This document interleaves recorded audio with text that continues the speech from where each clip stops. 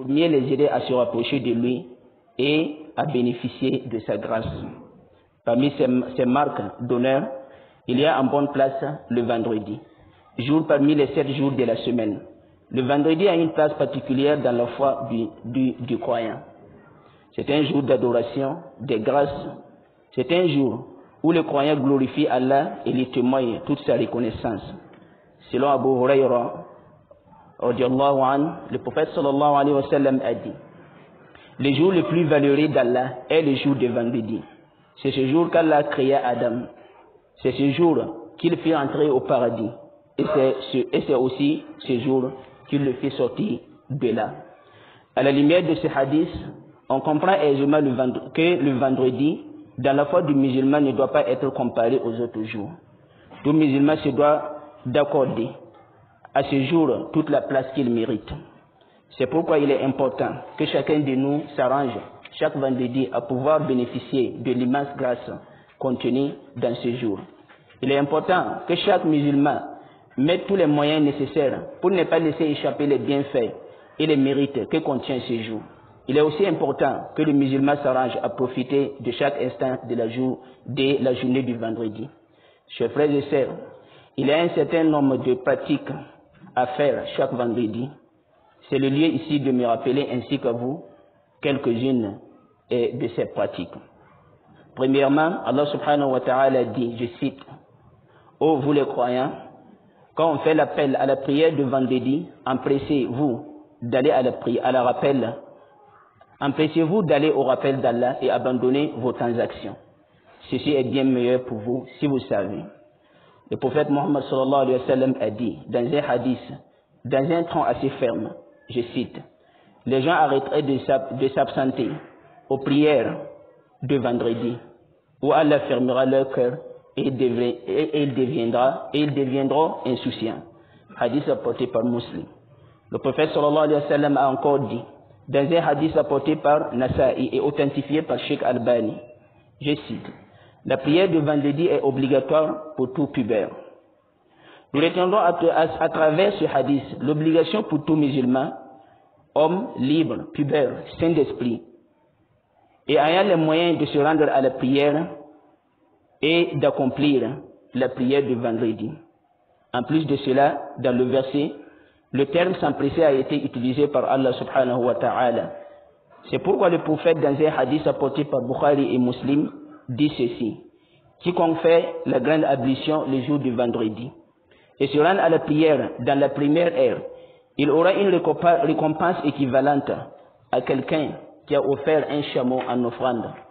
Celui qui se rend à la mosquée à la deuxième heure, il aura une récompense équivalente à celui qui a offert un bœuf en offrande. Celui qui s'y rend à la troisième heure aura une récompense équivalente à celle d'une offrande faite avec un bélier.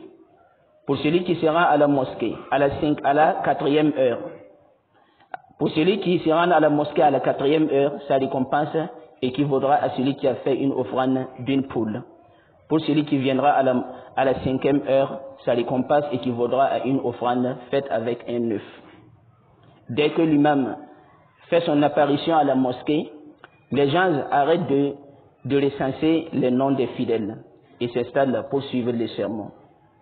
Deuxième chose, le verset recommande de mettre fin à toute transaction. Cela signifie que nous devons tous suspendre pour nous rendre à la mosquée, quelle que soit notre activité ou notre occupation. Deuxièmement, il est recommandé d'accomplir des prières surrogatoires les jours de vendredi, avant l'arrivée de l'imam. Il faut noter qu'il n'y a pas un nombre limité de rakas à accomplir.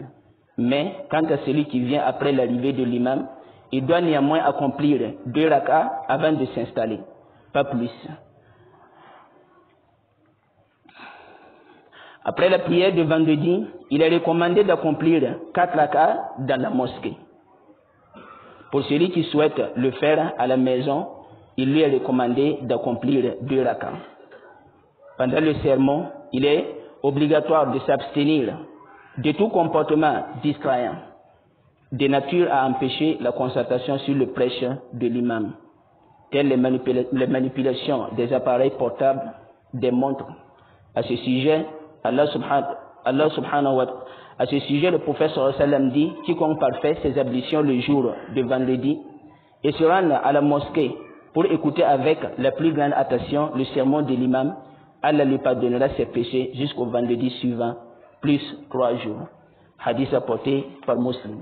Dans un hadith rapporté par Bukhari et Muslim, selon Abu Huraira, le prophète sallallahu alayhi wa sallam a dit, dans la journée du vendredi, il y a un moment précis dans lequel le serviteur ne formule une demande sans qu'Allah la lui accorde. Cette période n'est pas connue d'office, mais selon certains hadiths, il se situe après la prière de Asr. Toutefois, pour être sûr de ne pas le rater, il est recommandé de le chercher. Il est recommandé de le chercher toute la journée à travers des invocations, des aumônes et tout acte de bienfaisance. Voici rappelé quelques pratiques utiles pour tout musulman le jour du vendredi. La liste est loin d'être exhaustive. Il nous appartient de nous approprier ces pratiques afin qu'Allah nous accorde son salut. Puisse Allah pardonner nos péchés, qu'il nous guide sur le bon chemin. ربنا آتنا في الدنيا حسنة وفي الآخرة حسنة وقنا عذاب النار وادخلنا الجنة مع الأبرار. اللهم أحسن عاقبتنا في الأمور كلها وأجلنا من خزي الدنيا وعذاب الآخرة. ربنا ظلمنا أنفسنا وإن لم تغفر لنا وترحمنا لنكونن من الخاسرين. اللهم أعز الإسلام والمسلمين وأذل الشرك والمشركين ودمر أعداء الدين وانصر عبادك الموحدين. عباد الله، إن الله أمركم بأمر بدأ فيه بنفسه وثنى به ملائكته فقال سبحانه وتعالى: إن الله وملائكته يصلون على النبي يا أيها الذين آمنوا صلوا عليه وسلموا تسليما. وصلى الله وسلم وبارك على نبينا محمد صلى الله عليه وسلم، وآخر دعوانا أن الحمد لله رب العالمين.